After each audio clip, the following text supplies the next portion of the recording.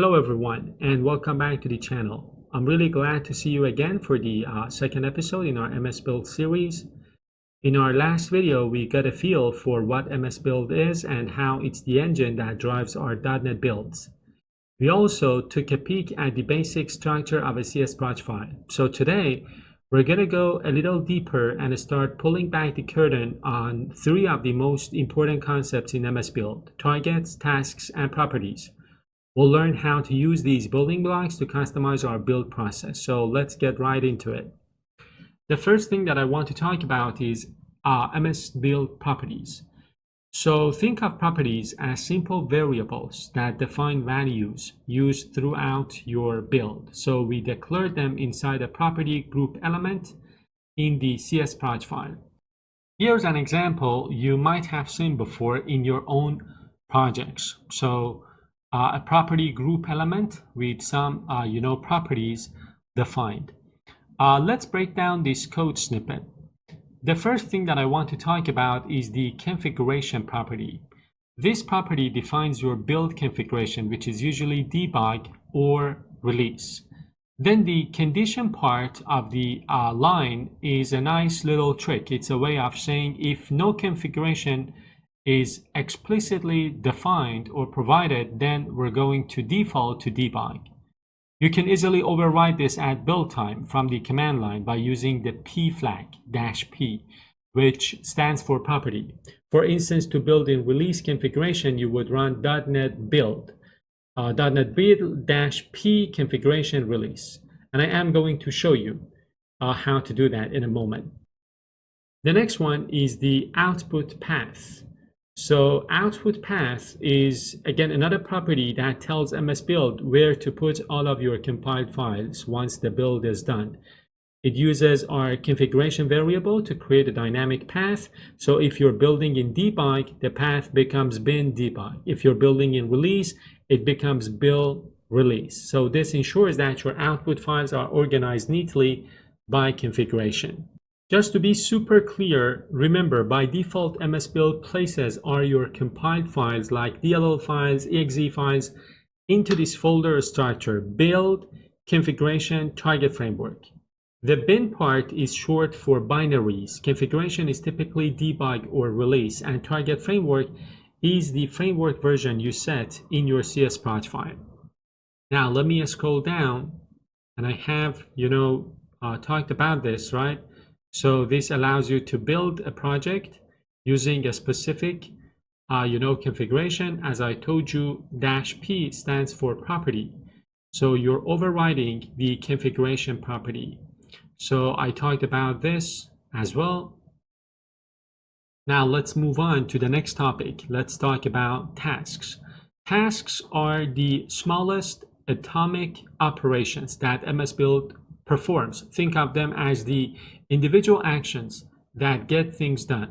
Some common built-in tasks include CSC. So this task, compiles your C# code. Then you've got copy. This task copies files from one place to another. Exec or execute. This task runs an external shell command. Message is another one, for example. So the message task prints text to the build output window, which is super helpful for debugging. So as I said, tasks are always, executed inside targets. So targets are like containers. You can't have a standalone task. Now let's continue and talk about an example. This example shows a simple custom target that uses a task. Take a look at the code. So we've got, again, different things going on here. Let's talk about them. The target element defines a custom target named copy readme. Again, I told you that targets are like containers, right? You can't have tasks without targets. The after targets build attribute is a key part here. It tells MSBuild, hey, I want you to execute this target after the standard build target has finished. And then inside of that target, you've got this, task.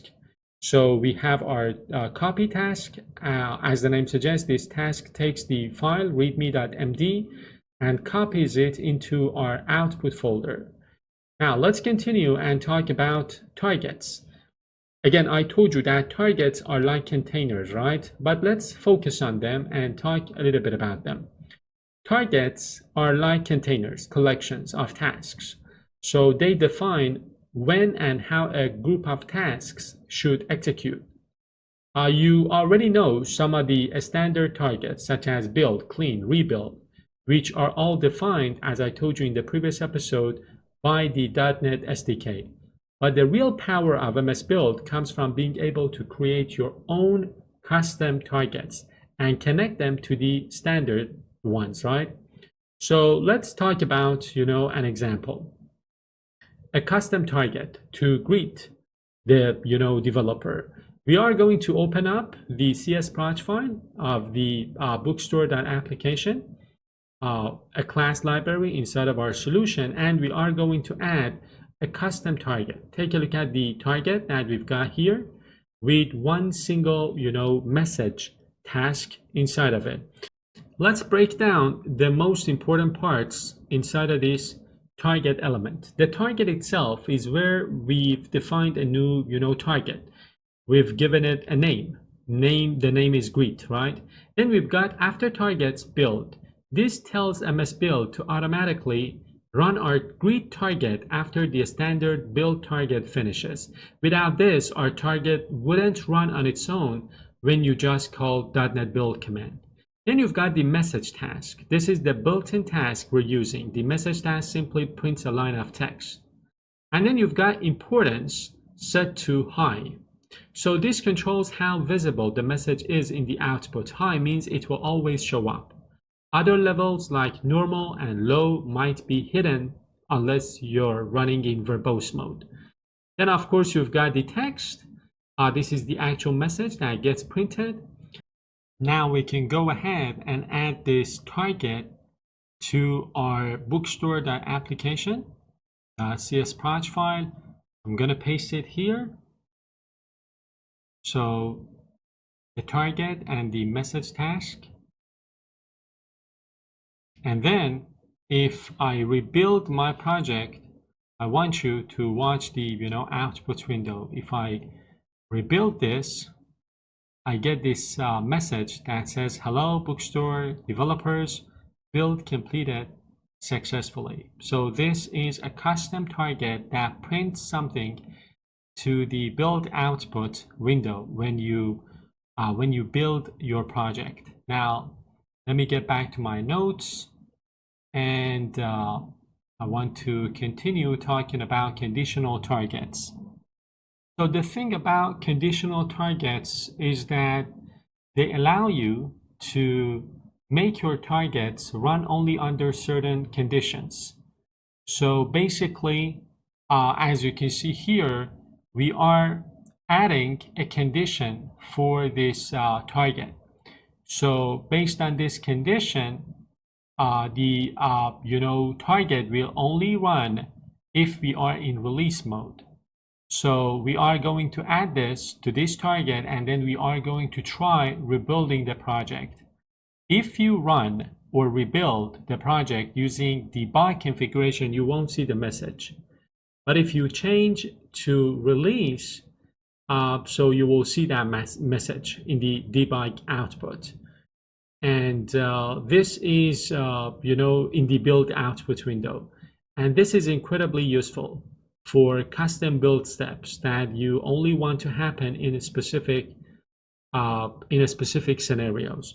So what I am going to do is to go to my application. I'm gonna comment out this line of code so that you can, use it if you want. Again, remember the code can be downloaded using the link in the description, and then the configuration of the application is set to debug, right? I'm going to open this and clear things out, and then I am going to rebuild it. And I can't see that message, right? The message that says building for release configuration. But if I change this now to release, and if I rebuild it, it says building for release configuration. And that's the beauty of having conditional targets. So let's get back to the notes now. Let's go through some practical examples. I want to put all of this into practice with a quick exercise on our bookstore.domain as well. So first off, we want to create a simple license file right in the bookstore.domain folder. It can just be a text file, and you can put something in it. It doesn't matter. But what I am going to do is to let me copy paste this, and I am going to name this license, and that's it. So this is the license file, and it can contain anything that you want. And then what I am going to do as my next step is to open up my bookstore.domain.cs project file, and I am going to add a custom target to copy that license file and also to print a message. And then I am going to build the project, so bookstore.domain. And once it's done, we need to check two things. First off, that license file will be copied to our bin debug folder. And the second thing would be that custom message in our console output. So I am going to my, CS project file. So as I said, the target is like a collection. In this case, our target contains two tasks. One copy task, and the next one is, the message task. And I am going to build my project. Let me change this to debug. Gonna build it. I'm gonna remove this, try rebuilding this,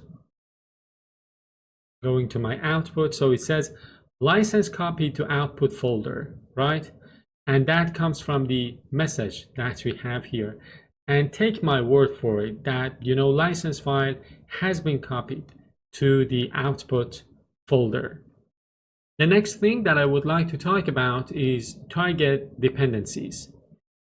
So sometimes the order of your targets really matters. Again, remember, targets are like containers, collections of tasks. This is where target dependencies come into play. You can use depends on targets to tell MSBuild that one target needs to run before another one can. So take a look at this code. This is, a simple example of depends on, as you can see here.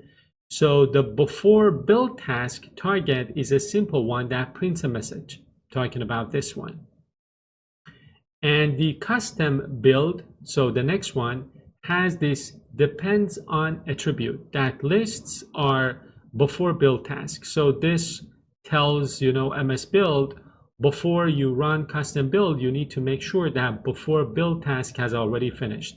In addition, we're also telling it to run after the standard build target. Take a look at this. After targets, build. So this kind of, explicit dependency is what guarantees the order of execution. So if you don't use, depends on targets, MSBuild doesn't guarantee any particular order between your custom targets. However, if you hook into a built-in target using before targets or after targets, like we've been doing, the order is predictable. For example, after targets build, as you can see here, always means your target will run after the standard build target completes. Now I am going to move on and talk about the summary. So these are all the things that I talked about. So that's a wrap on our episode number 2. Today we really got a feel for how MSBuild works under the hood. We learned about properties and how they act as variables, which you can even override from the command line. We dug into tasks, which are the atomic actions like copy and message. We explored targets as the collections of those tasks. and learned how to create our own custom build steps. We applied these concepts in a practical exercise by, copying a file in our bookstore.domain.project. And finally, we took a look at conditional targets and target dependencies to control exactly when and in what order our custom logic runs. Thanks again for tuning in, guys, and I'll see you in the next episode.